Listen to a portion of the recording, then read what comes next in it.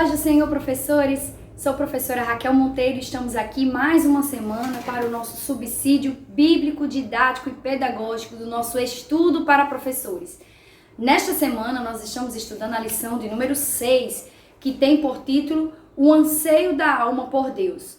Nosso texto base, texto principal, está localizado em Salmos 42, verso 1, que nos diz o seguinte: Como o servo brama pelas correntes das águas, assim suspira minha alma por ti, ó Deus. Nosso resumo da lição nos diz o seguinte: a nossa alma suspira por Deus, sua presença traz sentido à nossa vida.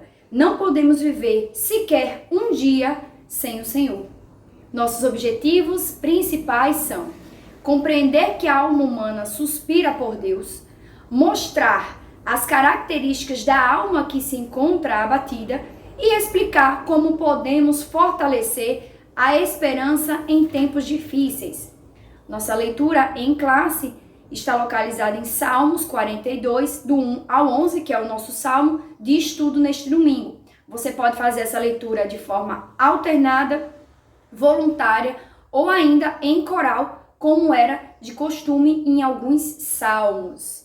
A título de introdução, seria interessante que você, professor, apresentasse ao seu aluno a estrutura do Salmo 42, tá certo? O Salmo 42 é um salmo que está inserido no livro 2. Nós temos 5 livros em salmos, como nós já estudamos nas aulas anteriores, e o livro 2 está contido, o Salmo 42 e o Salmo 43. Provavelmente esse salmo foi escrito pelos filhos de Corá. Se trata de uma canção, na verdade, né? A poema canção, pelos filhos de Corá, que é uma família de levitas. Então é importante trazer todo esse contexto, né, de produção daquele gênero textual apresentado neste estudo, certo? E é interessante também destacar que este salmo ele se trata de um masquil. E o que é um masquil? Masquil é um estilo literário, é um tipo, né, literário em que vai se escrever salmos de reflexão, salmos de sabedoria, salmos que vão trazer algum ensinamento para aqueles que vão ler ou ainda escutar, tendo em vista que os gêneros literários poéticos, inicialmente em sua originalidade, são salmos que são poemas, né? Os gêneros literários, como todos, os poéticos foram feitos originalmente na oralidade, então eram para ser declamados ou cantados em coro ou em solo, dependendo do ambiente em que se estava inserido. Então é importante trazer essas reflexões, e esse salmo ele é um salmo em que traz um tema muito importante, que é um tema daquele que anseia pelo Senhor. E aí é bem interessante trazer, porque ele traz um tema muito atual, né, em que diversas pessoas estão envolvidas com muitas atividades e às vezes seguindo uma vida tão corrida e às vezes se esquecem de buscar o Senhor, e a alma passa a estar sedenta e vai se abatendo, trazendo aquela angústia, aquele momento em que nós precisamos parar e refletir o quanto nós somos carentes da presença do Senhor em nossa vida. Então esse salmo é um salmo muito bonito, que traz várias figuras de linguagem também. Nós vamos ver aqui algumas comparações, algumas metáforas que são tratadas aqui, né, pelos salmistas, e vai mostrar também esse anseio pela alma, esse anseio da alma pelo Senhor. No nosso tópico 1, vai falar sobre a alma que suspira por Deus. O tópico 2 vai falar sobre a alma que se encontra abatida. E no tópico 3, como fortalecer a esperança em tempos difíceis. Bem atual esse nosso último tópico. Então vamos lá para o nosso tópico 1. Caro professor, no nosso tópico 1 nós temos aqui a alma que suspira por Deus. Vai fazer o contexto, né? Esse tópico 1 vai trazer todo o contexto de produção dos salmos. Como eu sempre digo aqui, o tópico 1 é um tópico bem introdutório de contextualização do tema estudado. Então, o que está tratando aqui o Salmo 42? Vai falar exatamente sobre a importância da adoração no templo e esse retorno para adorar ao Senhor. né? E ele vai mostrando aqui, tem até o comentário de Matthew Henry, que diz: comparecer diante de Deus é ao mesmo tempo o desejo dos justos e o terror dos hipócritas. Veja que interessante. Então aqui, esse salmo vai tratar sobre este anseio em estar na presença de Deus, em correr para os seus braços. Imagina-se que alguém passa-se um tempo privado da presença do Senhor e essa alma encontra-se abatida, cansada. Nós vivenciamos isso um pouquinho na pandemia. Obviamente que Deus não deixou de ser buscado, mas o fechamento dos templos trouxe esse sentimento de impossibilidade de estar na casa do Senhor. Então, é bem interessante que há toda uma angústia, né? Você tem ali aquele ritual da semana de se preparar para ir ao templo, o culto de doutrina, o culto de louvor e adoração, o culto evangelístico. Então, a partir do momento que você é privado, você, mesmo buscando em casa, fazendo culto doméstico, nós sentimos, né, a necessidade de estar diante do Senhor em seu templo. E aqui ele fala, né, no verso 1 diz: como o servo brama pelas correntes das águas, assim suspira minha alma por ti, ó Deus. Então ele começa com a figura de linguagem chamada comparação, e vai tratar exatamente essa alma, esse sentimento de como o servo. O servo, né, como nós sabemos, é um animal que ele sente os cheiros das águas a quilômetros de distância. E ele brama, e ele geme pela ansiedade em chegar nesse lugar e saciar a sua sede. Assim, ele compara a alma daquele que está abatido pela presença do Senhor. Veja que figura linda nós temos aqui logo inicialmente. E aí, descendo, ele vai mostrando por que essa alma está tão sedenta, né? Ele diz: no verso 3, as minhas lágrimas servem-me de mantimento de dia e de noite, porquanto me dizem constantemente: onde está o teu Deus? Então, essa alma estava distante do Senhor por alguma razão, talvez pelas lutas, pelas provas, mas estava ansiosa pelo momento em que estaria com o Senhor, estaria em seus braços, porque nos seus braços há descanso, né? E aí ele conversa com a alma, aqui também há um diálogo, né?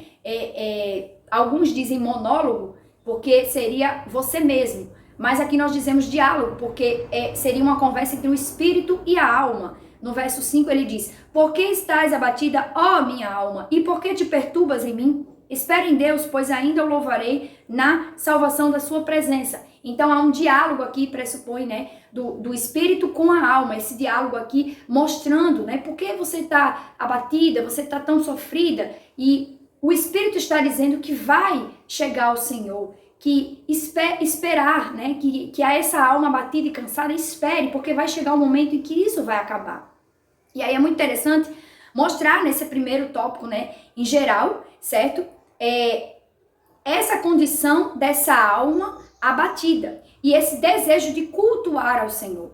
No nosso subtópico 3, fala sobre a capacidade da memória. E aí é interessante que nós vamos depois nos apegar a isso na parte pedagógica para trazer um ponto para vocês. Mas veja só que interessante. A lição aqui vai dizer que a esperança, né, ela deve ser mantida através das lembranças e da memória. Aqui nós temos um versículo-chave que eu gostaria de trazer para vocês, que é exatamente em Lamentações de Jeremias, capítulo 3, versículo 21, que diz: quero trazer à memória aquilo que me dá esperança. E aí é um ponto muito interessante para tratar nesse tópico 1, porque trazer à memória coisas positivas daquilo que o Senhor tem feito nas nossas vidas é o que vai nos dar a esperança para continuar. Porque no verso 5 ele diz: espera em Deus, pois ainda o louvarei na salvação da sua presença. Então espera, ele está pedindo para a alma ter um pouquinho de paciência, porque o Senhor vai chegar com o socorro. Então é interessante que, fazendo um paralelo com esse versículo de Lamentações, nós temos aqui: trazer à memória é um exercício. Ele deve ser feito constantemente na busca, né, de um coração ali próximo ao Senhor, e trazer à memória os feitos do Senhor, aquilo que dá esperança, vai renovar essa alma para poder, eu ainda o louvarei, ou seja, tenha calma, nem tudo está perdido. Então esse essa palavra, né, ainda está mostrando ali esse advérbio que não acabou.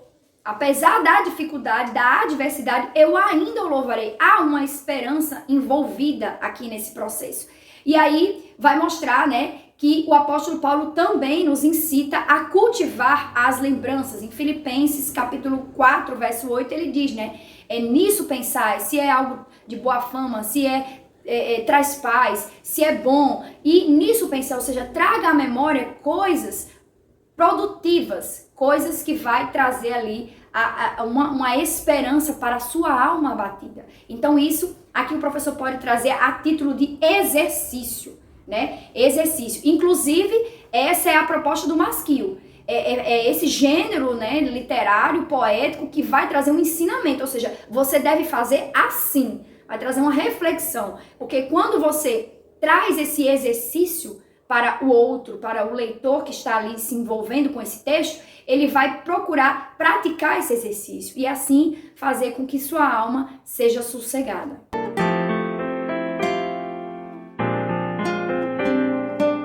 No nosso tópico 2, nós temos aqui, né, a alma que se encontra abatida. Vai falar sobre a alma que está cansada, que está debilitada. E aí, mais uma vez, vou tocar numa tecla muito importante.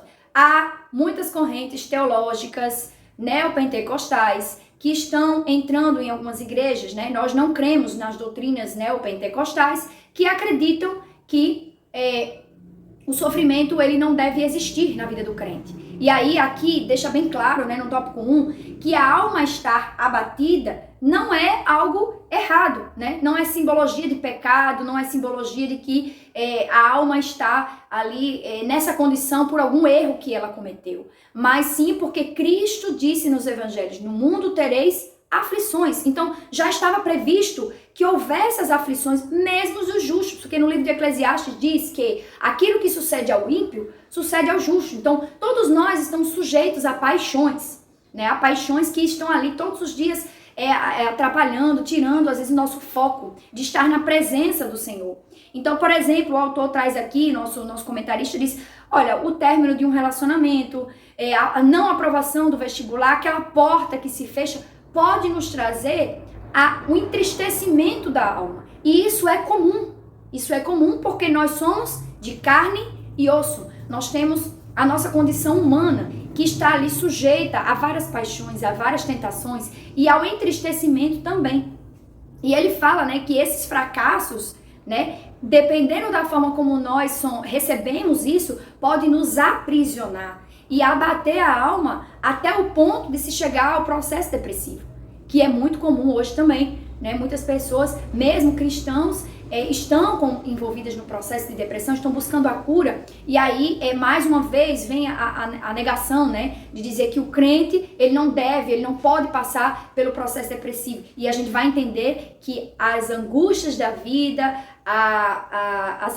as tribulações, elas fazem parte da vida do cristão, sim. É importante o professor deixar claro nesses tópicos, né? Porém, ele diz, né, que Deus, ele tá ali fazendo o salmista refletir em alguns lugares, inclusive aqui algumas imagens, né? Ele fala sobre Terra do Jordão e Hermon, e ele diz que provavelmente o salmista que está escrevendo esse salmo, ele se encontra nessa região, né? E ele olha para aqueles montes, né? E ele vê uma esperança, ou seja, ele está ali no vale e ele olha para os montes. No Salmo 121 nós temos, elevarei meus olhos aos montes, de onde me virá o socorro? Ou seja, ele está num lugar baixo, precisando de ajuda do alto, né? Então, isso mostra a instabilidade da vida humana cristã. Sim, na caminhada cristã nós temos uma caminhada que não é linear, nem retilínea sempre. Nós temos ali uma caminhada altos e baixos, às vezes estamos subindo a montanha, falta fôlego, falta força, às vezes nós estamos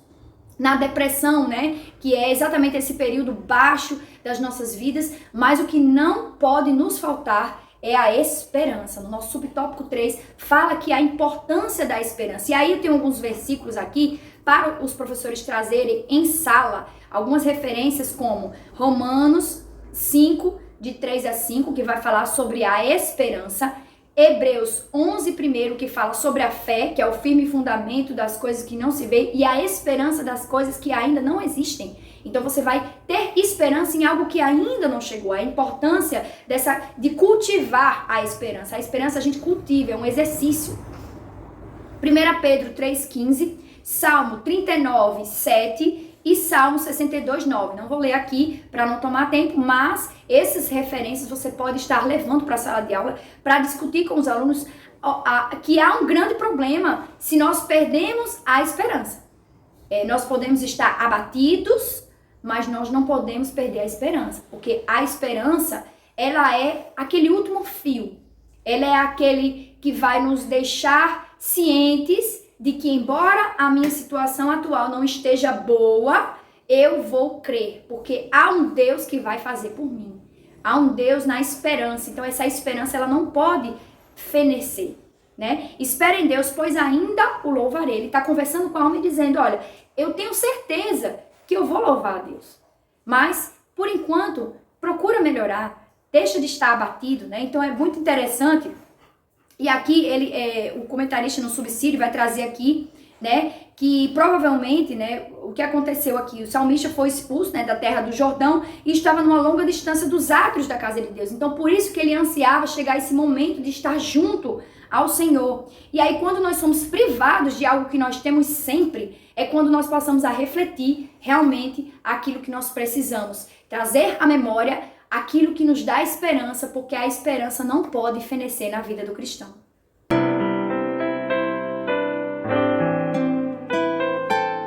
E por fim, nosso último tópico, que é o tópico 3, que é um tópico bem direcionado, né, da aplicação, que nos diz como fortalecer a esperança em tempos difíceis. Então, no tópico 2 diz para nós termos esperança. Mas no tópico 3 diz, então como eu vou fortalecer essa esperança? E aí ele traz aqui algumas dicas, né, para que nós possamos aplicar em nossas vidas e assim não perder essa esperança. E ele diz, não esteja sozinho. Subtópico 1 diz que você tem a presença de Jesus e a plenitude do Espírito Santo. E como é que nós buscamos isso, né? Nós precisamos buscar ao Senhor. Porque é em sua palavra que nós encontramos alimento para nos fortalecer na fé diante das aflições, diante das circunstâncias, das intempéries da vida. Então é importante demais não estar só, né? E aí vale também mostrar, né, a questão da comunhão, a importância da congregação, ou seja, de você congregar, de você ter um hall de membros. E o apóstolo Paulo diz que nós somos membros uns dos outros. E nós precisamos estar em comunhão. Então a importância de congregar, de estar na igreja, de estar ali junto com outras pessoas que vão em algum momento oferecer um abraço, um aperto de mão, uma palavra amiga, para que nós possamos fortalecer o nosso espírito nesse momento. No nosso tópico 2 diz para nós termos equilíbrio espiritual e social. Essa parte é muito legal porque é aplicada aos jovens, né? O que acontece hoje? Os jovens, eles estão na multitarefa, são multitarefas, né? Muitos jovens trabalham, estudam, né? Estão ali no processo de desenvolvimento da sua vida como adulto, né? Aquela chegou a responsabilidade, eu não sou mais jovem, não sou mais adolescente, eu não dependo mais ali emocionalmente dos meus pais e às vezes financeiramente. Então, eu tenho ali algo para dar conta, eu preciso concluir algo na minha vida, um estudo, eu preciso planejar a minha vida daqui a 5, 6, 7 anos, eu preciso estar ali estudando, me desenvolvendo para que no futuro eu tenha algo. E muitas vezes esses sentimentos, eles frustram os jovens, eles abatem porque é trabalhoso conciliar tudo. E aí ele vai falar exatamente de um ponto principal que eu quero destacar aqui para você, é o equilíbrio. E aí nós vamos nos reportar lá, né, a quando o apóstolo fala sobre o fruto do Espírito. E o domínio próprio, o equilíbrio, faz parte dessas virtudes. E aí onde o jovem ele precisa buscar que ponto é de equilíbrio? Esse ponto de equilíbrio para que eu possa trabalhar, estudar, ter um relacionamento, conviver em família e congregar.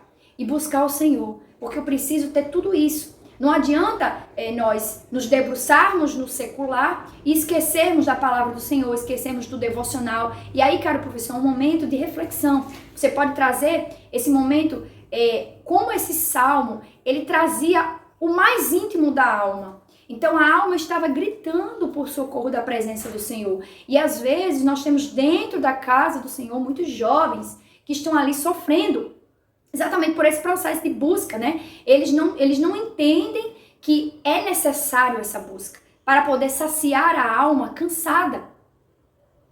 A alma cansada que está precisando de uma única coisa, que é a presença do Senhor. E aí nós precisamos entender e buscar para que nós sejamos saciados. O salmista Davi diz, né, como uma criança desmamada, né, após a mamar ali, ela descansa, ela despenca, né, assim sou eu entre os braços. Então, isso é uma figura muito linda, eu particularmente gosto muito. E aí ele faz, porque a criança que mama, ela tá saciada, ela dorme tranquilamente, porque ela entende que ela foi saciada, ela foi suprida de todas as suas necessidades, não só uma necessidade física, mas uma necessidade afetiva, de ter alguém que lhe ofereça algo. E muitos jovens vivem numa busca desenfreada pelo sucesso. E isso não é errado. Lembrando que, sobre todas as coisas que se deve guardar, guarde em coração. Então, às vezes, a busca desenfreada pelas coisas materiais, às vezes deixa o coração descoberto. E esse jovem, ele não tá ali com o coração blindado. E quando vem as intempéries, o fim de um relacionamento, ou o fim de uma amizade, ou a perda de um emprego em que ele estava confiando, tudo desmorona. E aí é interessante mostrar que quando nós temos uma base sólida nos caminhos do Senhor, é isso que vai trazer a diferença na vida desses jovens, né? E aí ele traz, né, algumas dicas aqui, alguns pontos. Ele diz, o ponto 1 diz, ore e leia a palavra, que é uma dica. Segundo, estude e trabalhe com dedicação, isso vale para a vida secular, tá certo? E 3, espere em Deus. É muito interessante, porque eu estou fazendo a minha parte, mas eu estou esperando no que Deus vai fazer por mim. Então veja que diálogo interessante. Você pode até abrir nesse momento o diálogo para os seus alunos, já é o último tópico, você pode abrir o diálogo para os seus alunos, exatamente para mostrar esse movimento, né? O quanto eu preciso fazer a minha parte, mas eu também preciso descansar. O salmista, no Salmo 37, diz, entrega teu caminho ao Senhor, confia nele e o mais ele fará. Então, entrega e confia são atitudes iniciais. Confia nele e tudo ele fará. Esse tudo ele fará é o Senhor quem vai fazer. Não somos nós. Nós vamos fazer entrega e confia. E o mais ele fará. Quem faz tudo é o Senhor.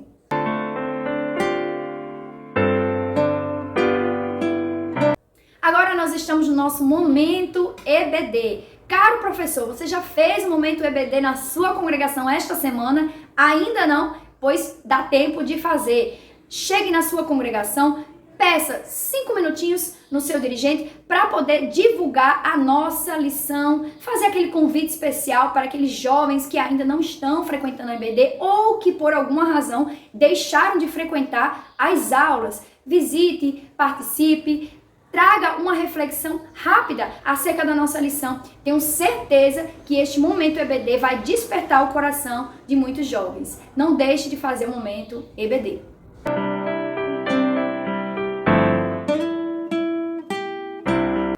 E agora as nossas dicas pedagógicas para o nosso domingo, né, na nossa lição 6. Nós temos aqui a nossa primeira e grande dica, que é a dinâmica trimestral, que é a construção de salmos. Alguns de seus alunos construíram aí alguns salmos, já tem algo para mostrar. É interessante, algumas lições passadas nós trouxemos aqui uma jovem que fez uma declamação, né, com uma composição de um poema. Então já tem muitos jovens aí produzindo poemas, salmos e até descobrindo talentos que não sabiam que tinham, né, de canções, de composições. Então não deixe de incentivar os seus alunos a fazerem essa atividade trimestral. Ela pode ser feita ao longo de todo trimestre. De repente, até nas últimas aulas, isso pode deslanchar, né, de acordo com as atividades que vão sendo realizadas.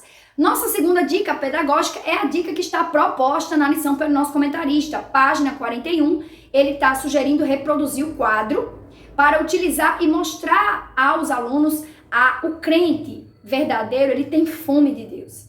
E aí ele traz 2 pontos, né? Ele vai trazer aqui 2 pontos, falando sobre a sede e também sobre a busca da presença do Senhor. Se você quiser, você pode reproduzir esse quadro. De que forma? escrevendo no quadro branco, caso você tenha na sua congregação, você pode tirar uma foto e enviar no grupo, ou pode ainda xerocar e entregar na hora para os seus alunos. Então é muito interessante porque tem várias propostas para você trabalhar.